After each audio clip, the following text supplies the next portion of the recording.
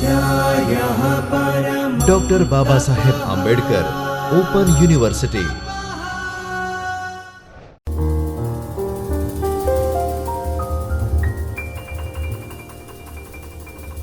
નમસ્કાર વિદ્યાર્થી મિત્રો, ડૉક્ટર બાબા સાહેબ આંબેડકર ઓપન યુનિવર્સિટીના ચૈતન્ય સ્ટુડિયોમાંથી હું ડૉક્ટર અરુણા મકવાણા આપ સૌનું હાર્દિક સ્વાગત કરું છું.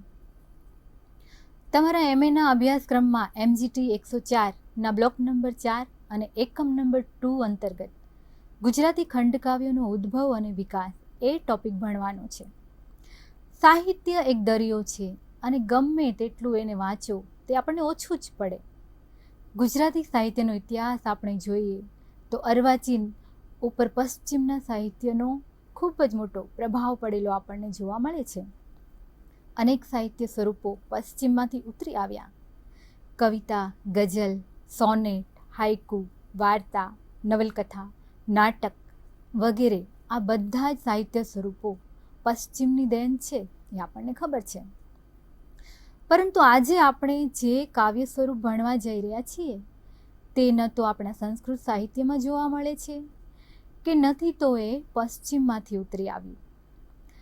આ એક અલગ જ કાવ્ય સ્વરૂપ છે જે આપણા કવિ કાંતનું રચેલું એક વિશિષ્ટ અને આગવું અને મૌલિક સાહિત્ય સ્વરૂપ છે, જેના દ્વારા તેઓ ગુજરાતી સાહિત્યમાં એક અલગ અને આગવી ઓળખ ધરાવે છે. અને એ સાહિત્ય સ્વરૂપ છે ખંડકાવ્ય. આપણે આજે ખંડકાવ્ય વિશે ભણવા જઈ રહ્યા છીએ. કાંતે પોતાના વિશિષ્ટ જીવન દર્શનને રજૂ કરવા આ વિશિષ્ટ કાવ્યની રચના કરી છે. તેમણે આ સ્વરૂપ મૌલિક રીતે ઘડી આપ્યું છે.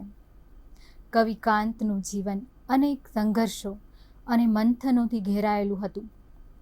બાળપણમાં તેમના પિતાનું અવસાન, ત્યારબાદ પ્રથમ પત્ની નર્મદાના મૃત્યુ પછીની જે વિરહ વેદના હતી તે, ધર્માંતરણ એમને કર્યું એને કારણે મિત્રો અને સ્વજનો સાથેના સંબંધમાં પણ ચડાવ ઉતાર આવ્યા. આ બધા વગેરે અનેક સંઘર્ષોથી ઘેરાયેલા કવિ આ આગવા સ્વરૂપ દ્વારા સંઘર્ષ અને લાગણીઓને આ નવા સ્વરૂપ દ્વારા આલેખી આપી.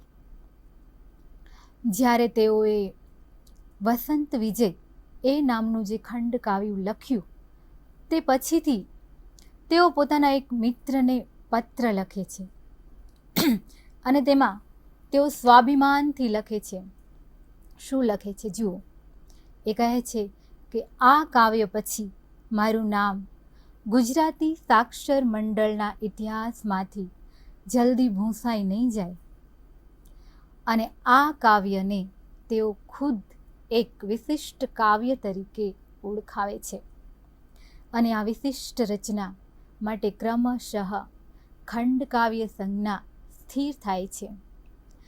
ચીનુ મોદીના સન્નિધાન પુસ્તકમાં આ માહિતી આપણને જોવા મળે છે. હવે આપણે જોઈએ કે ખંડકાવ્યનો અર્થ શું છે. ખંડકાવ્ય ભણીએ છીએ તો એનો અર્થ આપણે જોઈએ. ખંડ એટલે કે અખંડ ન હોય એવું, જીવનના કોઈ એક અંશ અથવા અંગનો જ નિર્દેશ તેમાં કરવામાં આવ્યો હોય તેને ખંડકાવ્ય કહેવાય. અને કાવ્ય, ખંડ એટલે એક ખંડ અને કાવ્ય એટલે કવિતા, પદ્યાત્મક છંદબદ્ધ રીતે રચાયેલું વૃત્તાંત પણ વિસ્તૃત ન હોય એને કાવ્ય કહેવાય. આવી રીતે ખંડકાવ્યનો અર્થ આપણને મળે છે. હવે આપણે ખંડકાવ્યની સંજ્ઞા અને વ્યાખ્યા વિશે સમજીએ. લગભગ 1 સદી પૂર્વે કાંત પાસેથી આ વિશિષ્ટ કાવ્ય પ્રકાર આપણને મળે છે. વસંત વિજય, ચક્રવાક મિથુન જેવા ઉત્કૃષ્ટ કાવ્યો દ્વારા તેમણે શરૂઆત કરી, જે પાછળથી ખંડકાવ્ય તરીકે ઓળખાયા. આ કાવ્યો વિશે કેટલાક વિદ્વાનોએ કેટલીક સંજ્ઞા પ્રયોજી છે. બ.ક. ઠાકોર એને પ્રસંગ કાવ્ય કહે છે. ડોલરરાય માંકડ પ્રસંગ પર આધારિત લઘુ કાવ્ય એવું કહે છે.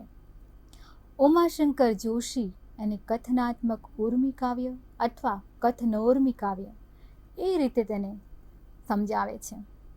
નરસિંહરાવ દિવેટિયા પરલક્ષી સંગીત કાવ્ય કહે છે, ખંડ કાવ્ય એટલે કાવ્યનો એક ખંડ નહીં, પણ જેમાં વસ્તુનો એક ખંડ માત્ર સ્પર્શવામાં આવ્યો હોય તે. એક જ લોકોત્તર પ્રસંગને નજર આગળ રાખી તે પ્રસંગનું ભાવપૂર્ણ લાગણીથી ઓતપ્રોત એવું રસમય વર્ણન, તેને કદાચ ખંડકાવ્ય કહીને ઓળખી શકાય. આવું આપણા શ્રી મંજુલાલ મજમુદાર આપણને આવી વ્યાખ્યા આપતા કહે છે. ખંડકાવ્ય એટલે આકાર સૃષ્ટવ અને વાણીની સુભગતા, એવું વિશ્વનાથ કહે છે.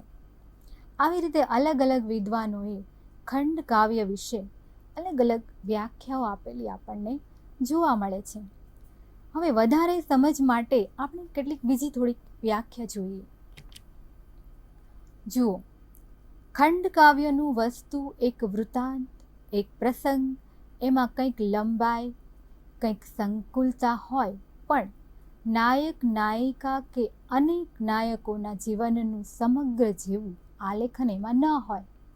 તેમાં કોઈ સ્પષ્ટ આદિ, મધ્ય અને અંતવાળા પ્રસંગનું જ આલેખન હોય તે ખંડકાવ્ય, એવું બ.ક. ઠાકોર આપણને જણાવે છે કે એવી રીતે ખંડકાવ્ય કેવું હોય એની આપણને માહિતી એ આપે છે.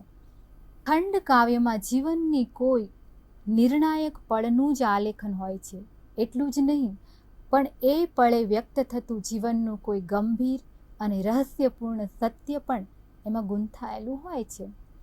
કરુણાંત નાટકના કલા અંશોની સાથે રમણીય નાટ્ય તત્વ અને પ્રકૃતિની મનોરમ ભૂમિકાના અંશો પણ ભળ્યા છે એમાં, એવું મનસુખલાલ ઝવેરી આપણને કહે છે.